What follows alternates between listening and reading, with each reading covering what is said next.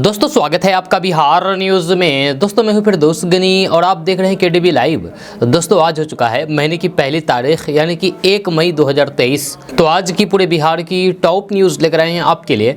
दोस्तों वीडियो शुरू करने से पहले आपको बता दें कि अगर आप नए आए हैं इस चैनल पर तो फिर चैनल को सब्सक्राइब करके बेल आइकन को प्रेस कर दीजिए और साथ ही वीडियो को लाइक कर दीजिए, अपने दोस्तों के साथ शेयर भी कीजिए। तो चलिए शुरू करते हैं आज की पूरे बिहार की टॉप न्यूज़। तो दोस्तों आज बिहार न्यूज़ में सबसे पहले बात करेंगे कि प्रधानमंत्री नरेंद्र मोदी की मन की बात का 100वां एपिसोड रविवार को देश भर में भव्यता से आयोजित किया गया। इसे विशेष बनाने के लिए कई प्रकार की तैयारियां की गई। संयुक्त राष्ट्र के न्यूयॉर्क में स्थित हेडक्वार्टर पर भी पीएम मोदी के मन की बात का 100वां एपिसोड लाइव ब्रॉडकास्ट किया गया। इस बीच राजधानी पटना में भी भाजपा प्रदेश कार्यालय में इसको लेकर के भव्य इंतजाम किए गए। वहीं पटना में इस कार्यक्रम की शुरुआत करते हुए सम्राट चौधरी ने कहा कि देश तरक्की की तरफ जाए, इसकी चिंता करते हुए देश के प्रधानमंत्री ने कश्मीर से कन्याकुमारी तक सभी लोगों को मन की बात के जरिए जोड़ा है। इससे लोगों को अलग तरह की ऊर्जा हासिल हुई है। इससे लोगों को पीएम मोदी से अलग तरह का जुड़ाव हुआ है। इसके साथ ही उन्होंने मन की बात को लेकर के एक बुकलेट का भी विमोचन किया है। दोस्तों बात करेंगे कि बेगूसराय के सांसद गिरिराज सिंह ने पटना के गांधी मैदान में बागेश्वर बाबा के कार्यक्रम की अनुमति नहीं मिलने पर प्रतिक्रिया दी है। जब बिहार सरकार और सीएम नीतीश कुमार पर जम करके निशाना साधा है। उन्होंने कहा है कि मुख्यमंत्री नीतीश कुमार टोपी पहने इफ्तार में जाए, नमाज पढ़े, मुझे कोई आपत्ति नहीं है, लेकिन सनातन धर्मावलंबियों को इस तरीके से इस ढंग से रोकेंगे तो फिर भारत का सनातन भी जागेगा और एक एक पाई का हिसाब लेगा। गिरिराज सिंह ने आरोप लगाया है कि ये सरकार जवाहर प्रसाद को गिरफ्तार करके मुस्लिम वोट बैंक को सुनिश्चित करना चाहती है। गिरिराज सिंह ने धीरेन्द्र शास्त्री के लिए गांधी मैदान नहीं देने पर सरकार पर निशाना साधते हुए कहा कि गांधी मैदान में मुसलमानों के धर्म का मेला लगेगा, धर्म का प्रचार होगा तो फिर वह मुसलमानों को दिया जाएगा। ये कहना है बेगूसराय के सांसद और केंद्रीय मंत्री गिरिराज सिंह का। दोस्तों बिहार के सीवान जिले से एक शर्मसार कर देने वाली घटना सामने आई है। यहाँ पर एक 11 साल की मासूम लड़की के साथ 40 साल के शख्स ने शादी कर ली। लड़की की मां का दावा है कि कर्ज ना चुका पाने की वजह से कर्जदार ने उनकी बेटी से शादी कर ली है। जब बिहार में आज एक ऐसी घटना हुई है जिसके बारे में जानते ही सभी लोग चौंक जाते हैं और कहते हैं कि क्या हम हजारों साल पीछे चल रहे हैं। यह घटना ऐसी है जो साफ साफ गरीबी का मजाक उड़ा रही है।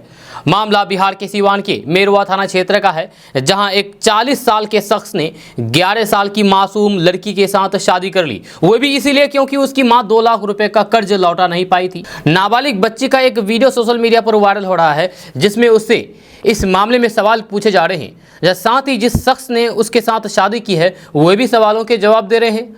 आरोपी शख्स का नाम महेंद्र पांडे बताया जा रहा है। यह शख्स मेरवा थाना क्षेत्र के लक्ष्मीपुर गांव का रहने वाला है। इस शादी की चर्चा पूरे गांव में हो रही है। सोशल मीडिया पर शेयर इस वीडियो के कमेंट सेक्शन पर नजर डालें तो फिर एक यूजर का कहना है कि इस हृदय विदारक स्थिति के विरुद्ध स्थानीय प्रशासन को कठोर कार्रवाई करनी चाहिए। एक अन्य यूजर ने कहा कि शर्मनाक है, दंड मिले। तीसरे यूजर ने कहा कि इस आदमी को गिरफ्तार करो, पुलिस क्या कर रही है। एक ट्वीट के जवाब में बिहार पुलिस ने सीवान पुलिस को टैग करते हुए लिखा कि सीवान पुलिस कृपया करके आवश्यक विधि सम्मत कार्रवाई करें। दरअसल मामला यह है कि महेंद्र पांडे ने इसी थाना क्षेत्र के छेनी छापर गांव में रहने वाली एक बच्ची की मां को 2 लाख रुपए का कर्ज दिया था। वह बार बार इसका तगादा कर रहा था, लेकिन बच्ची के माता पिता गरीबी के कारण पैसा नहीं लौटा पा रहे थे। इसी चीज का फायदा उठा करके पांडे ने नाबालिग बच्ची से शादी कर ली। मामले में नाबालिग बच्ची की मां का कहना है कि इस शख्स के साथ उसकी रिश्तेदारी है। उनसे उसने कहा कि बेटी को पढ़ाइएगा लिखाइएगा, लेकिन पढ़ा लिखाने के बजाय उससे शादी कर ली। वह अपनी बेटी को वापस घर लाना चाहती है। दूसरी तरफ जो शादी की है 40 साल के युवक महेंद्र पांडे कुछ भी साफ बोलने से बच रहा है।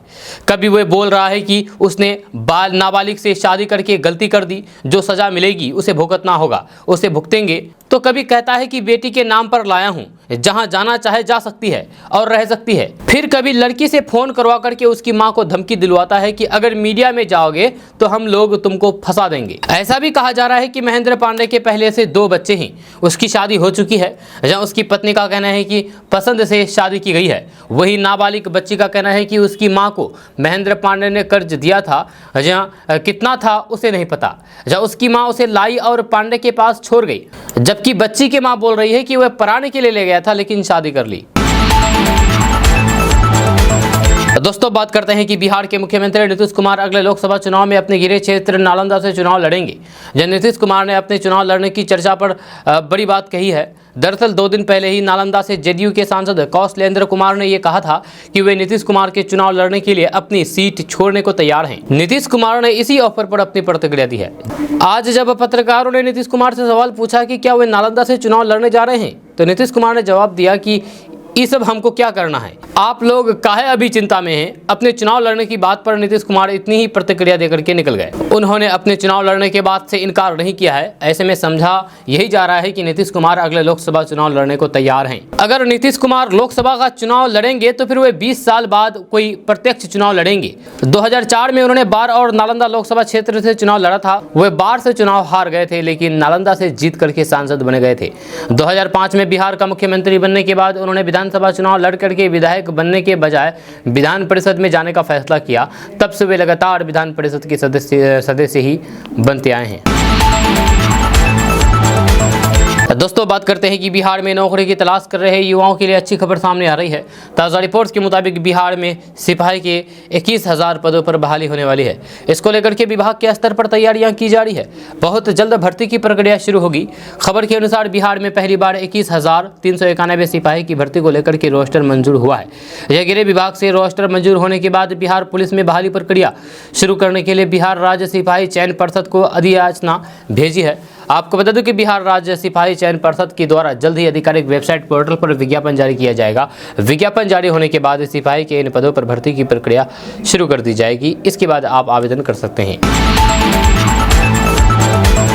दोस्तों बिहार में एक ऐसा गांव है जहां के लोग हर साल 12 घंटे के लिए पूरे गांव खाली करके चले जाते हैं जंगल में। जी हाँ, अब आप सोच रहे होंगे कि आखिर ऐसा क्यों। दरअसल इस गांव के लोग हर साल वैशाख की नवमी के दिन 12 घंटे के लिए वनवास पर चले जाते हैं। जब थारू बहुल्य गांव में एक दिन संपूर्ण लॉकडाउन जैसा नज़ारा दिखता है। यहाँ के थारू बहुल लोग एक दिन के लिए अपना पूरा गांव छोड़ करके 12 घंटे के लिए जंगल में चले जाते हैं। मिली जानकारी के अनुसार स्थानीय लोग न केवल खुद बल्कि अपने पालतू जानवरों को भी अपने साथ लेकर चले जाते हैं। बताया जाता है कि नौरंगिया गांव में 100 साल से भी अधिक समय से वनवास की परंपरा चली आ रही है। जहाँ ऐसा माना जाता है कि ऐसा करने से उन्हें देवी के प्रकोप से छुटकारा मिलता है।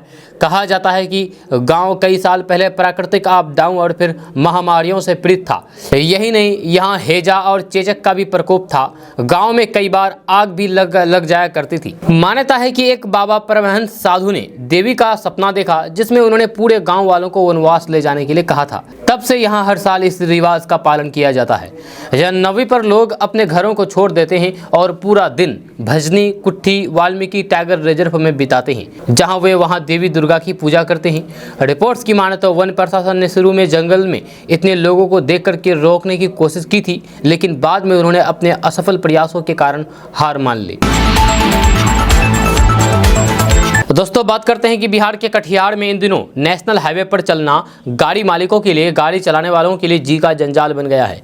यहाँ सड़क बदहाल नहीं है, बल्कि मुसीबत तो किसानों की मनमानी बन गई है, जो बीच सड़क पर मक्का का सुखाने लगते हैं। जहाँ नारायणपुर टू कटिहार 4 लेन मुख्य मार्ग से हर दिन हजारों गाड़ियों की आवाजाही होती है, लेकिन किसान बेपरवाह होकर के बड़े आराम से सड़क पर अतिक्रमण करके मक्का फैला देते हैं। इससे ड्राइवर्स को न सिर्फ गाड़ी चलाने में दिक्कत होती है, बल्कि हादसे का भी डर पल पल रहता है।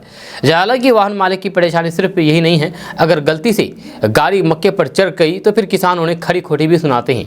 जहाँ एक तरफ जहां आवाजाही करने वाले वाहन चालक राहगीर परेशान होते हैं, तो वहीं दूसरी ओर किसानों को भी अपनी ही परेशानी है। जब किसानों का कहना है कि उनके पास फसल सुखाने के लिए जगह नहीं है, तो वे मजबूर होकर के सड़क पर मक्का सुखाते हैं। मक्का सुखाने की जगह नहीं है तो इसका मतलब ये बिल्कुल भी नहीं है कि किसान कहीं भी अपना फसल को सुखाने लगे। हालांकि किसानों की मनमानी के खिलाफ मनिहारी अनुमंडल पुलिस पदाधिकारी ने कानूनी कार्रवाई का आश्वासन दिया है।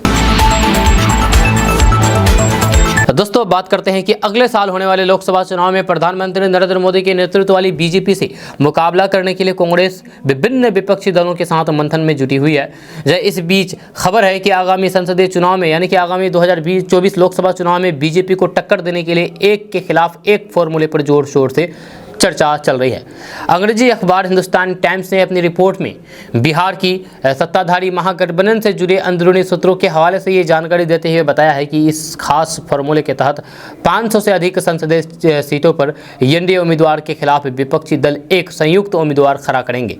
अखबार के मुताबिक बिहार के मुख्यमंत्री नीतीश कुमार की कांग्रेस के शीर्ष नेताओं और फिर क्षेत्रीय छत्रपों के साथ हालिया बातचीत में इस रणनीति पर लंबी चर्चा हुई है। इस घटनाक्रम से वाकिफ लोगों ने बताया है कि इस विपक्षी महागठबंधन को जमीन पर उतारने के लिए प्रस्तावित मोर्चे के ढांचे और अहम पदों पर विभिन्न क्षेत्रीय पार्टियों के बीच कई दौरे की बातचीत हो चुकी है। उन्होंने कहा है कि नए गठबंधन में एक संयोजक और एक अध्यक्ष होगा और पूरी संभावना है कि संयोजक को नए मोर्चे के प्रधानमंत्री पद के उम्मीदवार के रूप में पेश किया जाएगा, जिसे जून तक अंतिम रूप देने और फिर घोषित किए जाने की संभावना है।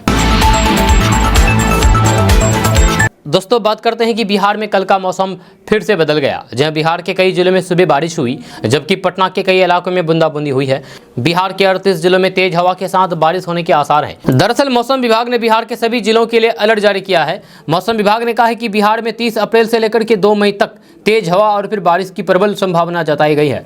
इस दौरान आकाशीय बिजली के साथ साथ कुछ ही समय बारिश का अलर्ट जारी किया गया है।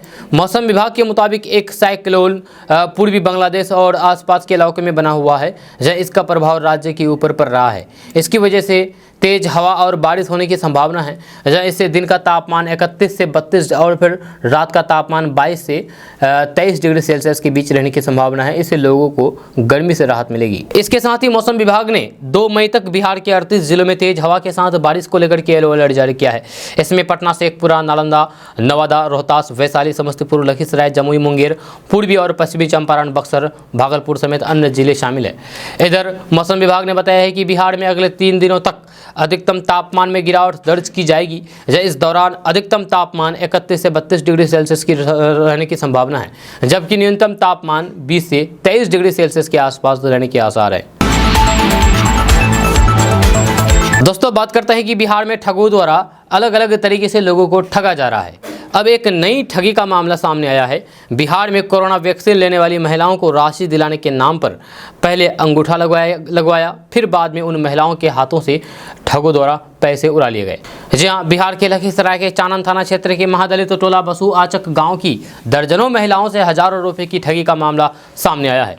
जानकारी के मुताबिक शनिवार रात 12 बजे के आसपास एक युवक बाइक पर गांव में आकर के सभी महिलाओं को इकट्ठा करके बताया है कि जो महिला कोविड-19 का टीका लिया है, उस महिला को पहले टीकाकरण पर 1000 और दूसरे टीकाकरण पर 2000 रुपये सरकार की ओर से दिया जा रहा है। इसके साथ ही श्रम कार्ड बना रहने पर 1500 रुपये महीना दिया जाएगा। इसी पर सभी महिलाओं ने अपना आधार कार्ड लेकर के उस युवक के पास पहुंच गई और महिलाओं से आधार कार्ड लेकर के अंगूठा लगा करके खाते से राशि निकाल ली।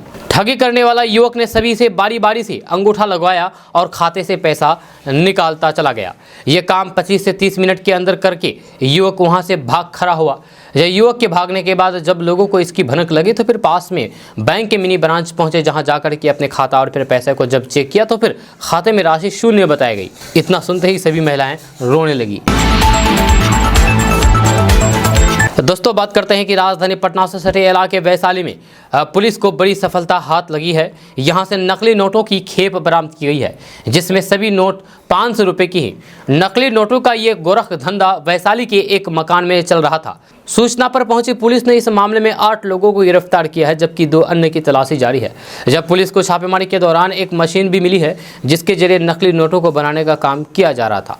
दरअसल बिहार के वैशाली जिले के सराय थाना इलाके के पुरानी बाजार इलाके में एक मकान के अंदर 100 लोगों को एक टीम द्वारा नकली नोट बनाने का गोरख धंधा चल रहा था, जिसकी गुप्त सूचना पर पुलिस की टीम वहां पर पहुंची और फिर बाद में पुलिस ने रेड करके मौके से 8 लोगों को गिरफ्तार किया है, जबकि अभी भी 2 लोगों की तलाश जारी है। इस मामले में पकड़े गए आरोपी पटना और लखीसराय के रहने वाले हैं। बताया जाता है कि इस छापेमारी में पुलिस ने एक मशीन को भी बरामद की है, जिसकी मदद से नकली नोट बनाए जा रहे थे। जहां इसके साथ ही नकली नोटों की खेप भी बरामद की है।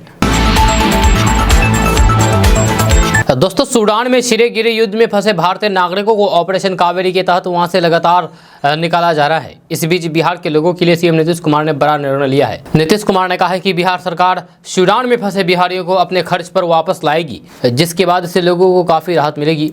दरअसल बिहार के सीएम नीतीश कुमार ने सूडान से भारत लौटने वाले बिहार के निवासियों को ध्यान में रखते हुए अहम फैसला लिया है।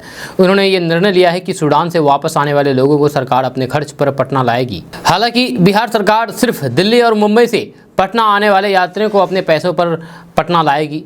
आपको बता दूं कि केंद्र सरकार ऑपरेशन कावेरी के तहत सूडान में फंसे भारतीयों को स्वदेश वापस ला रही है। सूडान से लौटने वाले ऐसे भारतीय नागरिक दिल्ली और फिर मुंबई एयरपोर्ट पर आ रहे हैं। ऐसे में बिहार सरकार ने इन दोनों जगहों से बिहार आने वाले प्रवासियों को ये राहत दी है। इसको लेकर के बिहार सरकार की तरफ से बिहार सरकार के निर्देश पर स्थानिक आयुक्त नई दिल्ली द्वारा नई दिल्ली एयरपोर्ट पर हेल्प डेस्क की व्यवस्था की गई है। ऐसे ही हेल्प डेस्क की व्यवस्था मुंबई एयरपोर्ट पर भी की जा रही है। दोस्तों बात करते हैं कि केंद्र सरकार देश भर में राष्ट्रीय राजमार्गों पर 600 जगह हेलीपैड और फिर ड्रोन लैंडिंग सुविधा स्थापित करने की योजना बना रही है। इंडियन मर्चेंट चैम्बर के कार्यक्रम में केंद्रीय मंत्री नितिन गडकरी ने कहा है कि ऐसी सुविधाएं सड़क दुर्घटनाओं और फिर अंग प्रत्यारोपण जैसे चिकित्सा आपात स्थिति से निपटने में मदद मिलेगी। NHAI राष्ट्रीय राजमार्ग पर 600 से अधिक स्थानों में विश्व स्तरीय वेसाइड सुविधाएं विकसित कर रहा है। अच्छे शौचालय, पार्किंग और रेस्टोरेंट जैसी बुनियादी सुविधाओं के अलावा इन सड़क किनारे सुविधाओं में ट्रक चालकों के लिए डॉर्मिनेटरी, इलेक्ट्रॉनिक वाहनों को चार्ज करने की सुविधा और फिर ट्रामा सेंटर आदि भी होंगे। इसके अलावा हस्तशिल्प और स्थानीय स्तर पर निर्मित उत्पादकों को बढ़ावा देने के लिए रिटेल आउटलेट भी होंगे। सड़क दुर्घटनाओं और फिर अंग प्रत्यारोपण जैसी चिकित्सा आपात स्थितियों से निपटने के लिए हेलीपैड और ड्रोन लैंडिंग सुविधाएं भी होगी। दोस्तों बात करते हैं कि ट्विटर के मालिक एलन मस्क ने मीडिया प्रशासकों के लिए बड़ी घोषणा की है। दरअसल एलन मस्क के अनुसार यूजर्स को अगले महीने से ट्विटर पर न्यूज़ पढ़ने के लिए अपनी जेब ढीली करनी होगी। एलन मस्क ने ऐलान किया है कि अगले महीने से न्यूज़ पढ़ने के लिए यूजर्स को पैसे देना होगा। एलन मस्क की योजना के अनुसार अगले महीने से उपयोगकर्ताओं से प्रति लेख के आधार पर शुल्क लिया जाएगा। यह साथ ही मंथली यानी कि मासिक सब्सक्रिप्शन का भी विकल्प मौजूद रहेगा। इसके लिए यूजर्स को अधिक भुगतान करना होगा।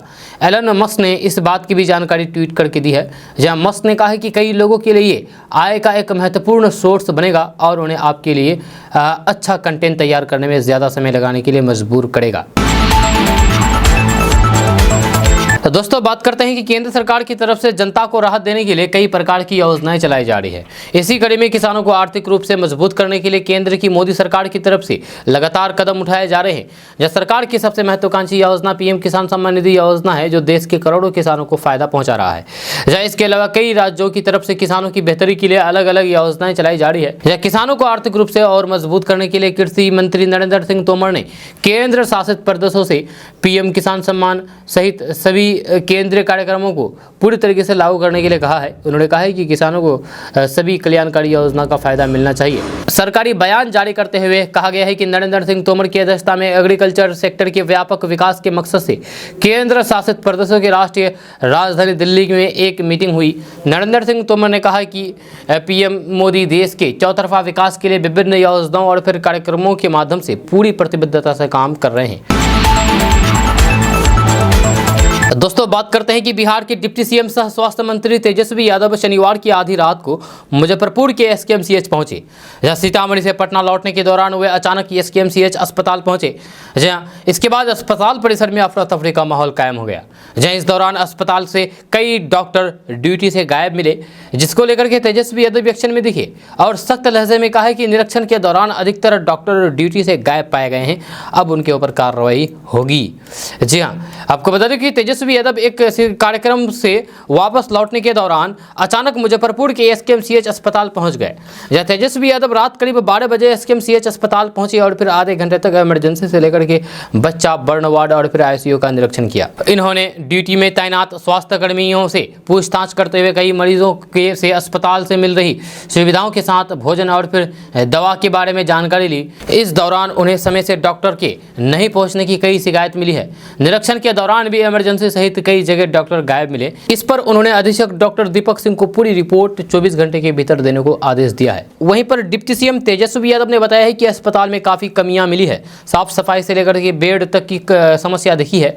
अधीक्षक को सुधारने का आदेश दिया गया है। निरीक्षण के दौरान अधिकतर डॉक्टर ड्यूटी से गायब पाए गए, या इसके ऊपर कड़ी कार्रवाई होगी। दोस्तों अब बात करेंगे कि बिहार भाजपा के प्रदेश अध्यक्ष सम्राट चौधरी ने सीएम नीतीश कुमार और विजय कुमार चौधरी पर जमकर के हमला बोला है। कानून व्यवस्था को लेकर के मुख्यमंत्री पर कई गंभीर आरोप लगाए हैं। उन्होंने कहा कि नीतीश सरकार ने डीजीपी को चूड़ी पहना दी है। जब तक उनके हाथ से चूड़ी नहीं हटाई जाएगी अपराध पर लगाम नहीं लगेगा और प्रदेश में अपराधियों का ही राज चलेगा। उन्होंने कहा कि नीतीश सरकार अपराधियों के दम पर चुनाव में जीत दर्ज करना चाहती है, इसलिए कानून में संशोधन किया गया है। अपने हमले को तेज करते हुए उन्होंने कहा कि Nitish short term memory loss के शिकार हो गए हैं। उन्होंने कहा कि नीतीश बाबू 2013 में हनक से सत्ता चलाते थे, जब इसके बाद उधर पलटी मार करके सरकार बचाने में लग गए। जब दूसरे नेताओं पर हमला बोलते हुए उन्होंने कहा कि विजय चौधरी जलेबी चौधरी है, जो सदन में भी सवालों का गोलमोल जवाब देते हैं जिनका कोई अर्थ ही नहीं होता है।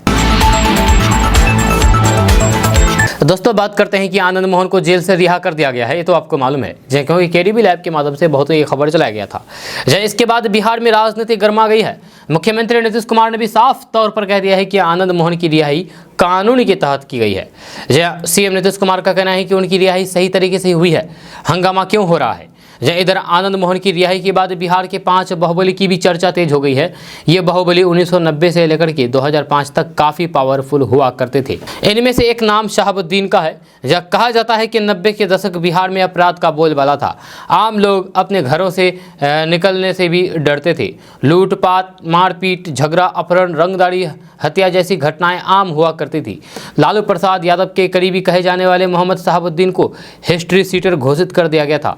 बताया जाता है कि अपराधों की लिस्ट बढ़ने लगी तो शहाबुद्दीन ने राजनीति का दामन थामने का मन बनाया था। 1985 के चुनाव में जिरदोही सीट से शहाबुद्दीन ने निर्दलीय चुनाव लड़ा और जीत हासिल की थी।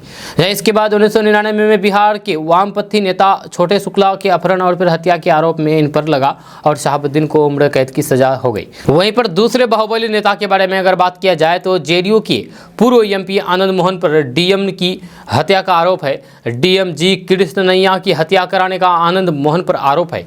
आपको बता दो कि डीएम जी कृष्णनैया के साथ सरकारी गणन भी थे। इसके बाद भी भीड़ ने डीएम को पीटना शुरू कर दिया था। आरोप है कि आनंद मोहन के उकसाने पर डीएम की जान ले ली गई थी। फिलहाल आनंद मोहन को रिहा कर दिया गया है। वहीं पर बिहार के एक और बाहुबली सूरज भान के बारे में अगर बात किया जाए तो बिहार के बाहुबली सूरज भान सिंह के बारे में कहा जाता है कि जब उन्होंने अपराध की दुनिया में कदम रखा तो फिर उसके पिता ने आत्महत्या कर ली। इस पर हत्या, अपहरण जैसे अब आरोप है। फिलहाल वे जेल में बंद है। वहीं पर बाहुबली अनंत सिंह के बारे में अगर बात किया जाए तो बाहुबली अनंत सिंह पर भी हत्या, अपहरण जैसे संगीन आरोप है। इन पर 30 से ज़्यादा मामले दर्ज है। फिलहाल ये भी जेल में है। आपको बता दूं कि पप्पू यादव का नाम भी बिहार की बाहुबलियों में प्रमुखता से लिया जाता है। इनके खिलाफ भी कई मामले दर्ज है। दोस्तों बात करते हैं कि जदयू से अलग होने के बाद अलग पार्टी बनाने वाले उपेंद्र कुशवाहा, नीतीश कुमार और फिर महागठबंधन पर लगातार बेहद हमलावर हैं। इस बीच उपेंद्र कुशवाहा ने दिल्ली में गृह मंत्री अमित शाह से मुलाकात की तो ये साफ साफ संदेश दिया गया था कि अगला कदम यानी कि अगला ठिकाना कहां होने वाला है। जब दिल्ली से लेकर के पटना पहुंचने तक उपेंद्र कुशवाहा ने साफ नहीं किया था कि लोकसभा चुनाव में वे किसी के साथ खड़े होंगे, लेकिन इसी बीच उनके एनडीए में जाने की सूचना मिल रही है। राजगीर में उनकी पार्टी आरएलजेडी के प्रशिक्षण शिविर में सूत्रों के हवाले से जो खबर सामने आ रही है उससे लगभग साफ हो गया है कि 30 अप्रैल को राजगीर में उपेंद्र कुशवाहा ये घोषणा करेंगे कि वे 2024 के लोकसभा चुनाव में एनडीए के साथ खड़े होंगे। इस बारे में जब उपेंद्र कुशवाहा से संपर्क साधा गया और उनसे सवाल पूछा गया तो उन्होंने खुलकर तो नहीं कहा, लेकिन साफ साफ इशारा ही कर दिया है कि उनका अगला ठिकाना कहाँ होने वाला है। उन्होंने कहा कि इस बारे में फिलहाल कुछ ज़्यादा नहीं बता सकता। एक सभा में कार्यकर्ताओं को संबोधित करते हुए उन्होंने ये साफ कर दिया है। उपेंद्र कुशवाहा ने एक बड़ा इशारा करते हुए कहा है कि दिल्ली में जब अमित शाह से मुलाकात हुई थी तब वो मुलाकात उम्मीद से बेहतर थी। इससे ज़्यादा अभी नहीं बोल सकता हूँ। आप आगे खुद ही जो क्यास लगाना है लगा लीजिए। उपेंद्र कुशवाहा के एनडीए में शामिल होने पर जदयू ने निशाना साधा है। यह बिहार सरकार की मंत्री अशोक चौधरी कहते हैं कि उनके कहीं जाने या फिर ना जाने से कोई फ़र्क नहीं पड़ता है। वह तो पहले से ही बीजेपी के साथ थे, अब बीजेपी में जाएं या फिर उसी में शामिल हो जाएं, इसमें क्या फ़र्क पड़ता है। दोस्तों बात करते हैं कि भोजपुरी सिंगर नेहा सिंह राठौर का बिहार विधानसभा चुनाव के समय व्यंग्यत गीत बिहार में काबा काफ़ी सुर्खियों में था। जब अपने गाने में राजनीतिक और फिर सामाजिक मुद्दों को लेकर के मजाकिया अंदाज में सरकार पर कटाक्ष किए जाने वाली नेहा सिंह राठौर ने दिल्ली के मुख्यमंत्री अरविंद केजरीवाल पर निशाना साधा है। नेहा सिंह राठौर ने अरविंद केजरीवाल पर तंज कसते हुए नया गाना गाया है। नेहा सिंह राठौर ने ट्विटर और फेसबुक पर इसे शेयर किया है। उनका ये गाना तेजी से सोशल मीडिया पर वायरल हो रहा है। एमसीडी चुनाव में अरविंद केजरीवाल पर गाने के जरिए तंज कसने के बाद अब नेहा सिंह राठौर ने एक बार फिर से केजरीवाल पर निशाना साधा है। गाने में तंज कसते हुए नेहा सिंह राठौर कहना चाहती है कि उन्होंने ऐसी मरम्मत अभी तक नहीं देखी थी। ऐसी मरम्मत देख करके दिल धधक रहा है। जहाँ मफलर वाले का बंगला चमक रहा है, जिसको देख करके दिल धक धक कर रहा है। 2013 में अरविंद केजरीवाल जब पहली बार मुख्यमंत्री बने थे और उन्होंने सादगी से रहने के लिए शपथ ली थी, आज वे शपथ भूल गए और अपने घर में विदेशी मार्बल लगवा रहे हैं। घर में 8 लाख के पर्दे की खबर सुनकर के हर कोई हैरान है। जो कभी आम आदमी की बात करते थे वे आज अपने रास्ते भटक गए हैं। आपको बता दूं कि अरविंद केजरीवाल अपने घर की मरम्मत करने के लिए 45 करोड़ रुपए खर्च किए हैं। जी हाँ, 45 करोड़ रुपए सिर्फ मरम्मत करने के लिए खर्च किए हैं, बनाने के लिए नहीं। अब आप सोचिए कि आम आदमी पार्टी के जो संयोजक है अरविंद केजरीवाल, वह कितना बड़ा भ्रष्टाचारी हो सकता है। दोस्तों, बात करते हैं कि बिहार के पूर्व डिप्टी सीएम और बीजेपी से राज्यसभा सांसद सुशील कुमार मोदी ने एक बार फिर से बिहार के मुख्यमंत्री नीतीश कुमार पर करारा हमला बोला है। सुशील कुमार मोदी ने कहा है कि नीतीश कुमार एक तरफ पूर्व सांसद आनंद मोहन सहित 27 दुर्दांत अपराधियों की रिहाई के लिए कानून बदल रहे हैं, तो वहीं दूसरी ओर कुशवाहा समाज के सम्मानित नेता तथा 5 बार के पूर्व विधायक जवाहर प्रसाद को गिरफ्तार करके उन्हें राम भक्त होने की सजा दिलाने का आमदा है। ये सरकार रामनवमी शोभा यात्रा पर पथराव करने वालों को बचा रही है, उन राम भक्तों को ही फंसा रही है जिन पर जानलेवा हमला हुए। सुशील कुमार मोदी ने आगे कहा है कि किसी को ना बचाने ना फंसाने का जो दावा नीतीश कुमार करते हैं वे उनके हाल के फैसले से बिल्कुल भी झूठा साबित हो चुका है। उन्होंने कहा है कि भाजपा के पूर्व विधायक जवाहर प्रसाद सासाराम में सम्राट अशोक की जयंती पर गृह मंत्री अमित शाह का कार्यक्रम कराना चाहते थे, जहाँ इससे पहले वहां सरकार के इशारों पर आपराधिक तत्वों को सह देकर के दंगा जैसे हालात पैदा कर दिए गए, जिससे गृह मंत्री को यात्रा रद्द करनी पड़ी। दोस्तों, बात करते हैं कि आनंद मोहन की रिहाई को चुनौती देते हुए गोपालगंज के मारे गए मजिस्ट्रेट जी कृष्णनैया की पत्नी ने शनिवार को सुप्रीम कोर्ट का रुख किया। उमा कृष्णनैया ने पहले कहा था कि आनंद मोहन को रिहा करने का बिहार सरकार का फैसला अच्छा फैसला नहीं था। इस याचिका में कहा गया है कि 14 साल की व्याख्या नहीं की जा सकती है, आजीवन कारावास आखिरी सांस तक रहता है। इसमें कहा गया है कि आजीवन कारावास जब मौत की सजा के विकल्प के रूप में दिया जाता है तो फिर इसे अदालत द्वारा निर्देशित सख्ती से लागू किया जाना चाहिए और ये छूट के आवेदन से पड़े हैं।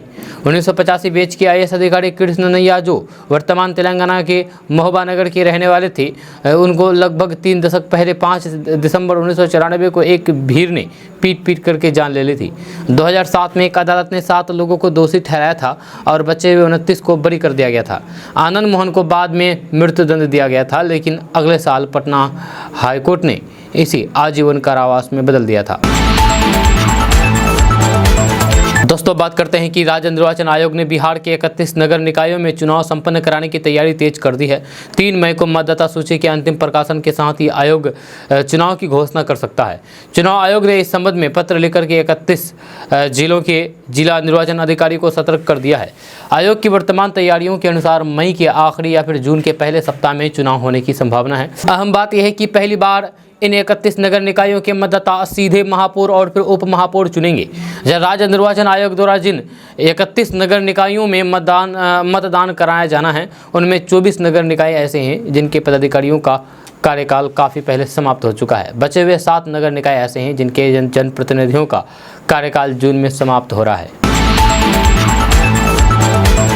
दोस्तों, बात करते हैं कि राजधानी पटना समेत बिहार के अलग अलग हिस्सों में शुष्क हवा के प्रभाव होने के साथ बादल छाए रहने और फिर बूंदाबूंदी के कारण 25 शहरों के तापमान में गिरावट आई है। अगले 2-3 दिन बिहार में आंधी पानी और फिर बारिश का सिस्टम सक्रिय रहेगा।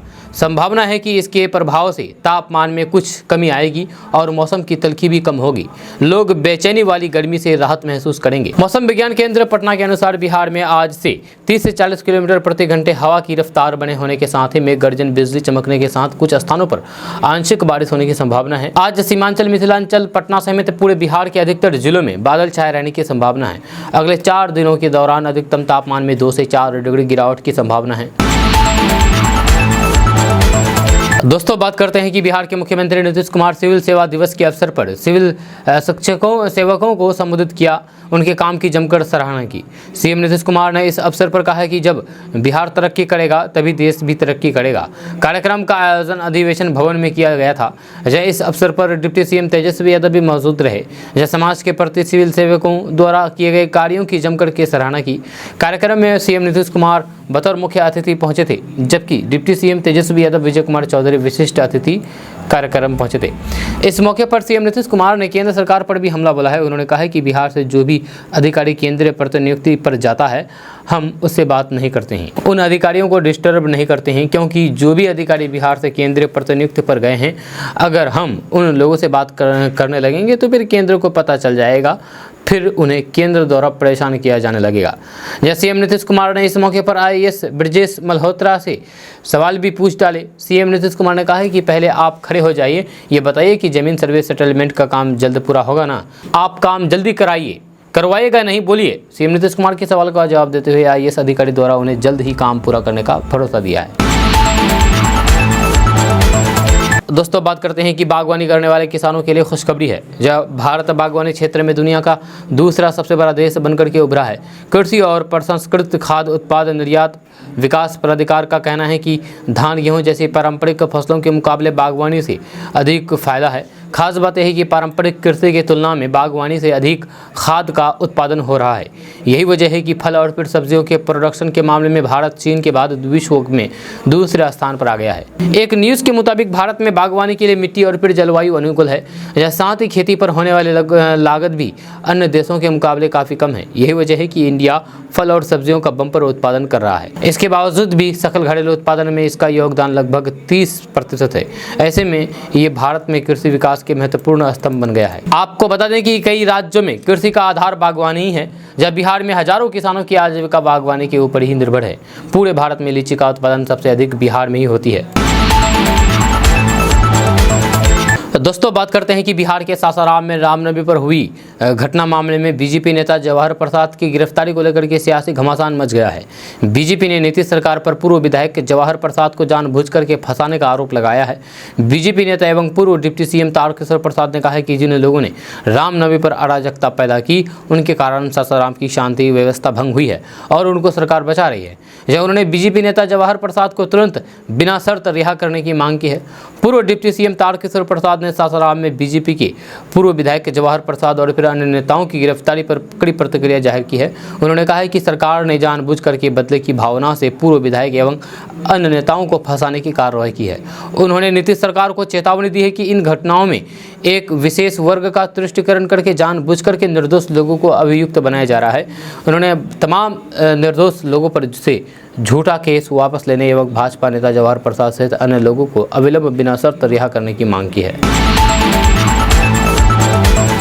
दोस्तों बात करते हैं कि अगर आप बिहार के रहने वाले हैं और प्रधानमंत्री आवास योजना का लाभ ले रहे हैं तो फिर यह खबर आपके लिए है। क्योंकि प्रधानमंत्री आवास योजना ग्रामीण में आवास पूर्ण कर लेने वाले लाभुकों को एक सप्ताह के अंदर तीसरी किस्त का भुगतान कर दिया जाएगा।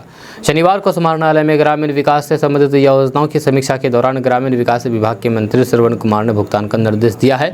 वहीं मंत्री ने विधवा, विकलांग और बेसहारा लोग जिनका नाम प्रधानमंत्री आवास योजना की प्राथमिकता सूची में नहीं है, उन्हें मुख्यमंत्री ग्रामीण आवास योजना का लाभ प्राथमिकता के अनुसार देने की बात कही है। दोस्तों बात करते हैं कि पटना जिले में बचे हुए 142 ग्राम पंचायतों को स्वास्थ्य और फिर स्मार्ट बनाने को लेकर के मई के अंत तक काम शुरू होगा। लोहिया स्वच्छ अभियान के तहत 100 ग्राम पंचायतों से एक्शन प्लान मिल गया है। बचे हुए 42 ग्राम पंचायतों को एक सप्ताह में एक्शन प्लान देने के लिए कहा गया है। ग्राम पंचायतों से दिए गए एक्शन प्लान के अनुसार काम होना है। गांव में प्रत्येक घरों सहित पंचायतों में सरकारी संस्थानों में शौचालय का उपयोग, घरों से सूखा और गीला कचरा अलग अलग लेने के लिए 2-2 डस्टबिन देने और फिर कचरा प्रबंधन के लिए प्रोसेसिंग यूनिट बनाने आदि पर काम किया जाएगा। सूत्रों ने बताया है कि इसके लिए वर्क ऑर्डर पर काम शुरू हो गया है। इन सबों पर लगभग 85 करोड़ रुपए खर्च होने का अनुमान है। गाँव को स्वच्छ और फिर स्मार्ट बनाने के लिए के ग्राम पंचायतों से एक्शन प्लान मांगा है, इसमें 100 ग्राम पंचायतों से एक्शन प्लान मिल गया है। बची 42 ग्राम पंचायतों को एक सप्ताह में एक्शन प्लान जमा करने के लिए कहा गया है। एक्शन प्लान में ग्राम पंचायतों में घरों की संख्या, कचरा प्रोसेसिंग यूनिट के लिए जगह का चयन, गलियों में लाइट लगाने की संख्या, शौचालय आदि के बारे में जानकारी देनी है। इसके आधार पर ही ग्राम पंचायतों में काम होगा। दोस्तों बात करते हैं कि नेशनल टेस्टिंग एजेंसी यानी कि एनटीए ने शनिवार को जेईई मेन का रिजल्ट जारी कर दिया है। जारी रिजल्ट में 43 छात्र छात्राओं ने 100% टाइल प्राप्त किया है। बिहार के गया जिले के मानपुर पटवा टोली के रहने वाले गुलशन कुमार 100% टाइल प्राप्त करके स्टेट टॉपर बना है। जब बिहार टॉप करने वाले गुलशन कुमार के पिता तुलसी प्रसाद बुनकर हैं, वे गमछा और चादर बनाते हैं। जेईई मेन में गुलशन का अच्छा रिजल्ट आने के बाद मोहल्ले में खुशी का माहौल है। दोस्तों बात करते हैं कि बिहार सरकार छात्रों को पढ़ने के लिए हर स्तर पर प्रोत्साहित कर रही है। यह किसी बच्चे की पढ़ाई पैसे की कमी के कारण ना रुके, इसके लिए राज्य सरकार के द्वारा विभिन्न सरकारी छात्रवृत्ति योजनाएं भी चला रही है।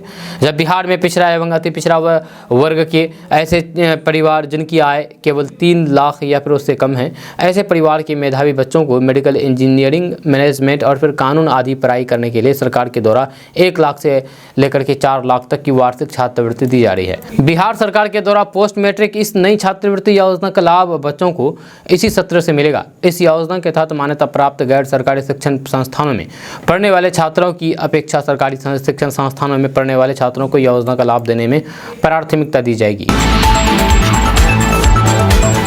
दोस्तों बात करते हैं कि प्रधानमंत्री नरेंद्र मोदी ने अपने रेडियो कार्यक्रम मन की बात के 100वें एपिसोड को संबोधित किया है। इस दौरान उन्होंने कहा है कि मुझे आप सबकी हजारों चिट्ठियां मिली है, लाखों संदेश मिले हैं और मैंने कोशिश की है कि ज़्यादा से ज़्यादा चिट्ठियों को पढ़ पाऊँ, देख पाऊँ, संदेशों को जरा समझने की कोशिश करूँ। प्रधानमंत्री नरेंद्र मोदी ने कहा है कि आपके पत्र पढ़ते हुए कई बार मैं भावुक हुआ, भावनाओं से भर गया, भावनाओं में बह गया और खुद को फिर से संभाल भी लिया। आपने मुझे मन की बात के 100वें एपिसोड पर बधाई दी है, लेकिन मैं सच्चे दिल से कहता हूं, दरअसल बधाई के पात्र तो आप सब मन की बात के श्रोता हैं। जो हमारे देशवासी हैं, मन की बात कोटि कोटि भारतीयों के मन की बात है, जो उनकी भावनाओं का प्रकटीकरण है। प्रधानमंत्री नरेंद्र मोदी ने कहा है कि 3 अक्टूबर 2014 को विजयादशमी का वो पर्व था और हम सब ने मिलकर के विजयादशमी के दिन मन की बात की यात्रा शुरू की थी। विजयादशमी यानी कि बुराई पर अच्छाई की जीत का पर्व। मन की बात भी देशवासियों की अच्छाइयों का सकारात्मक का एक अनोखा पर्व बन गया है।